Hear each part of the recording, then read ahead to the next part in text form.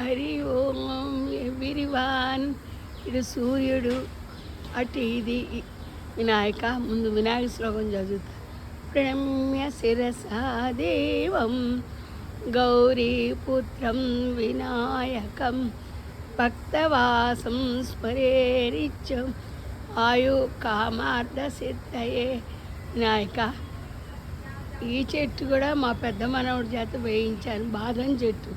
ఇదివరకు మేము బాదం ఆకులతో ఇస్త్రీ కట్టుకొని ఇస్తళ్ళు వేసుకొని ఇస్తళ్ళు తయారు చేసుకొని తినేవాడు. ఈసారి ఒక 5 ఆకులు కోసి ఇస్త్రీ ఎలా కుట్టాలో చూపిస్తాను మీకు, ఓకేనా?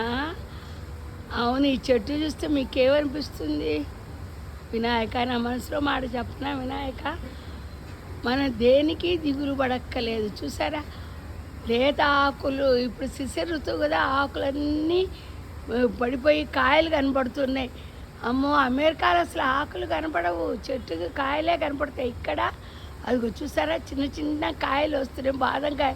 చెట్టు నిండా కాయలు. ఇదివరకు మేము కొట్టుకొని పప్పు కొట్టుకొని దాంట్లో లోపల పప్పు ఉంటుంది, అది తినేవాళ్ళం. పండితే చెక్కు కూడా తినేసి అప్పుడు పండిన తర్వాత కింద పడ్డాక కాయ కొట్టుకొని తినేవాళ్ళం. పచ్చికాయ పక్వానికి వచ్చినా తినేవాళ్ళం కాదు. ఎంత బాగున్నాయి చూసి ఆకులు. నా జీవితం కూడా అలా వెళ్ళిపోవాలని నాకు ఆ కోరిక వినాయక. కానీ కోరికలు ఉండకూడదు అంటారుగా, మీతో చెప్పుకోకపోతే ఎవరితో చెప్పుకుంటాను వినాయక.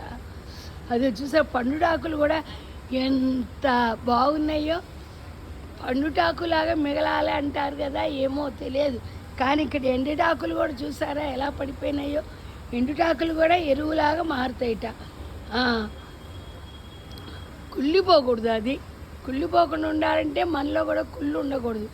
అప్పుడు దేవుడు ఏం చక్కగా ఇచ్చేస్తాడు అన్నమాట. అది సూర్యభగవాన్ నమస్తే బ్రహ్మరూపాయ, నమస్తే విష్ణురూపిణే, నమస్తే రుద్రరూపాయ, భాస్కరాయ నమోస్తుతే. ఆక్సిజన్ ఇస్తాయి కదా చెట్లు. చూసారా, చెట్టు నిండా పండ్లు, ఎర్ర ఆకులు, ఈ ఆకులు, ఎండిపోయిన ఆకులు, గ్రీన్ ఆకులు అన్నీ ఉన్నాయి. అట్లాగే మనం కూడా అంతే. రోగాలు వచ్చినా భయపడకుండా చక్కగా వాకింగ్ చేస్తే ఆ రోగాలు అవే పోతాయి. ఎండు ఆకులు కూడా ఎంత బాగున్నాయో.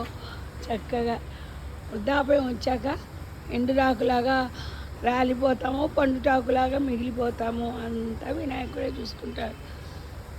ఉంటా. ఏంటో వీళ్ళ వైరాగ్యం వస్తుంది వినాయక. అన్నీ మీరు చెప్పిన మాటలు. ఉంటా వినాయక.